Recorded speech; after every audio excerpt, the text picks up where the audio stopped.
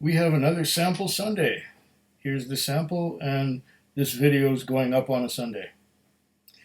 I have here the Talisker Distiller Edition 2019, sent to me generously by Mark Kaufman of Whiskey Whistle in the center of North America in Winnipeg. And so I have I had a Talisker? I believe I've had a Talisker Distillers Edition, but maybe it was the 2015, 2016, or 2017 edition. This is the 2019 edition, so it's more recent than the one that I had last. Now, I'm pretty sure I had Talisker Distillers Edition. I believe, if I'm not mistaken, Talisker is typically bottled at 55.8% alcohol by volume. So it's a little stronger than the last whiskey I had, which was bottled at 43. It was the English single malt, which was a nice non-age statement single malt, brewed by, or not brewed, well, yeah, brewed, but then distilled by the St. George's Distillery in England. So this is the Talisker from the Isle of Skye. And it is our sample Distiller's Edition. So this is just like a Talisker, a regular Talisker, which is aged in bourbon barrels, if I'm not mistaken. But it has an added maturation in sherry casks, or was it port? I'm not sure. I don't do research. I just taste it and I'll let you know what I think. Might be port casks. It's sherry or port anyway. It's an added finish to the Talisker 10, released naturally by Diageo. Diageo has a lot of distilleries. And what do we get for legs? Sheeting action. Must be my faulty glass washing again. And just sheet right down.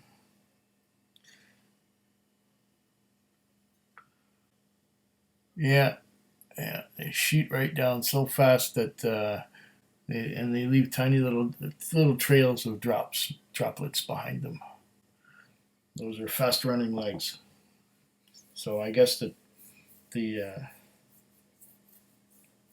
I must have done a poor job of washing these glasses. Or maybe I washed them so well that nothing sticks to the sides anymore. It's like Teflon coat. Oh, right away I'm getting that beautiful peaty note and that lovely sherry finish.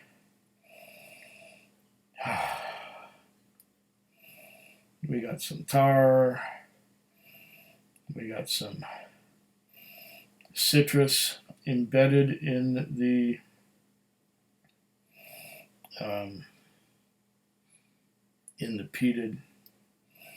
peat smoke. I typically get lime, citrus, and then there's that thin sherry overcoat from the double maturation, or the finish, whatever you want to call it. And this thin sherry coat gives us dark fruits, but still it's like the dark, the figs, raisins, and dates and things like that are completely married with the lime notes that I get from the peat smoke. Am I picking up anything else? It's just, smells amazing. Delicious on the nose. Let's get the last drops out of this wee sample bottle. I think I got them now. One drop. Come on, get out of there. Oh, okay. Well, I'm going to take Oh, I can't get over how nice that is. It's beautifully married. Okay, I'm going to taste it, and then I'm going to add some water to see if that does anything to it. Maybe I should cleanse the palate with some water first.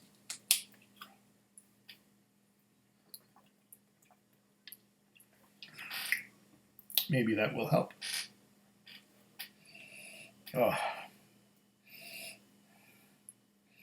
beautiful lime notes again. That's the first thing that hits me. And the tar and the peat smoky notes are not hitting me as hard as they were because I've had the nose full of them already. But you know, this is the way to go. We went unpeated, and this is somewhat peated. And the next one, which you already saw the video for that one if you were watching on Friday. That's gonna, the whiskey that was in the last video before this one is the next one I'm gonna have because it's stronger in alcohol by volume and also in peat than this one. But this fits a sample Sunday, so because it's a sample, you know. So these videos are not necessarily shot in the order in which they are seen, just to explain why things are like that. Just because I like going from weakest to strongest and less peated to more peated. And it just works out that the more peated whiskey is a higher ABV. This is lovely though.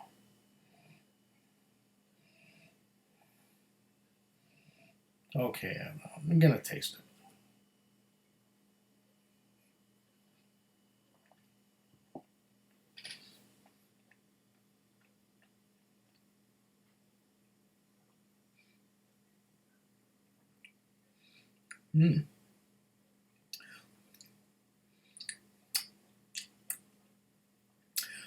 Nice. It's Talisker. It's peated. It's dominated by citrus, typically lime. Just dominated by lime. I'm getting some of the smoke besides the lime, but it's dominated by lime, and now there's a little bit of tar coming through on the tongue. A dry finish, and my mouth is coated all over with lime. So the peat smoke is dominant, but I'm not getting a lot of that secondary maturation or finish that I would normally get from Diageo Distillers Editions. You usually can really get the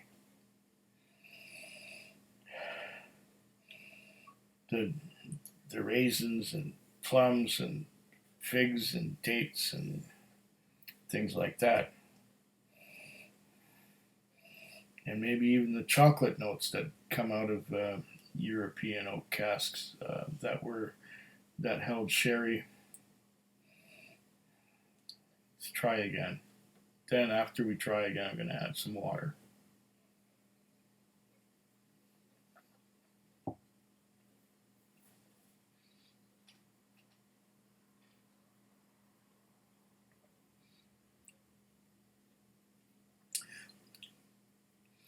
Yep. Peat.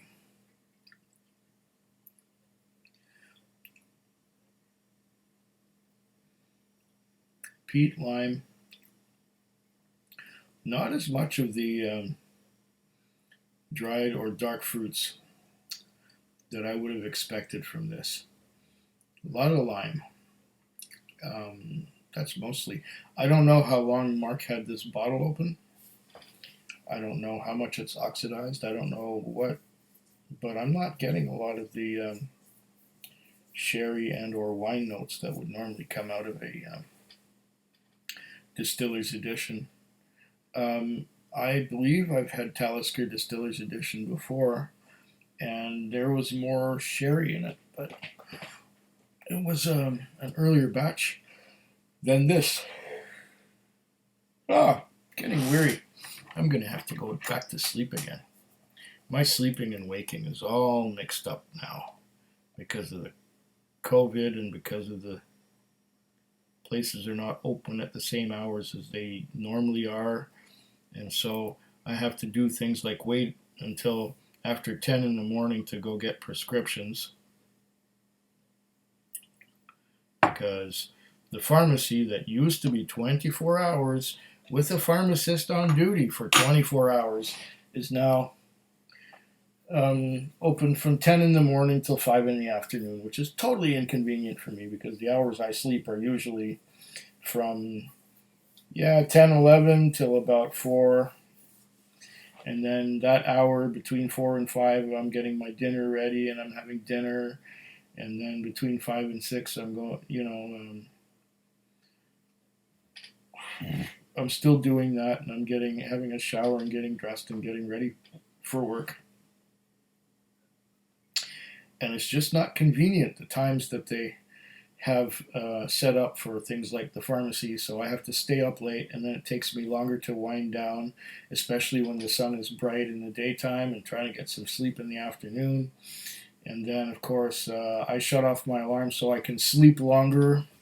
So I sleep in till 8 when my shift at work started at 6.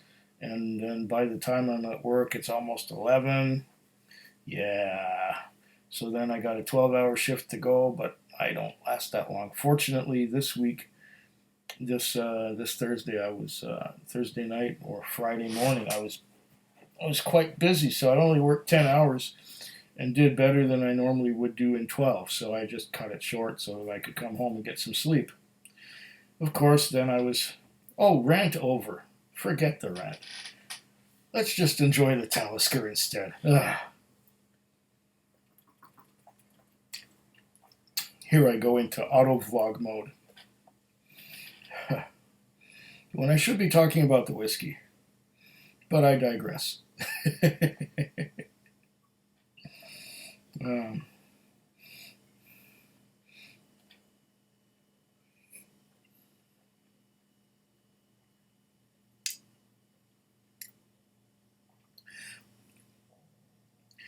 Yeah, I think this one may have been oxidizing for a while. And Mark, if you're watching, let me know in the comments down below. Because I'm not getting a lot of the sherry or wine influence that I would normally get out of a Distiller's Edition from Diageo. And I think this is quite... Well, there's some. Now. It's funny, it's opening up as time goes on. Did I add water? Yeah, I did. Okay. Now I'm getting a little more of the sherry. The overpowering lime is reduced quite a bit. I'm getting a more ashen smoke than I was getting before adding the water. Okay, that's interesting. Now, the water brought out some of the...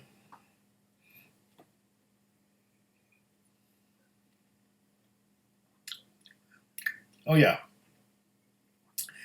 the water brought out some of the sherry and winey notes, and it brought more ashen notes, and it cut down on that overpowering lime quite a bit.